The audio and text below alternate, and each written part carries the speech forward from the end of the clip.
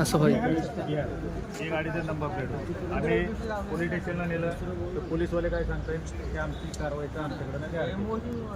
ट्रॅफिकवाले म्हणतात आमच्याकडे आहे.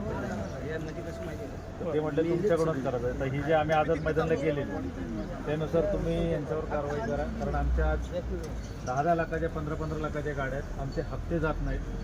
आमच्या उपासवारीची वेळ आहे, आत्महत्या करायची वेळ आली. म्हणून तुम्ही कृपया ॲपवरून हे डिलीट झालं पाहिजे.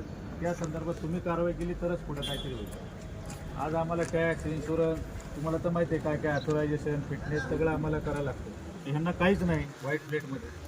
त्यामुळं आमची विनंती आहे तुम्हाला ठीक आहे मैत्रीपूर्वक. ओके ओके ठीक.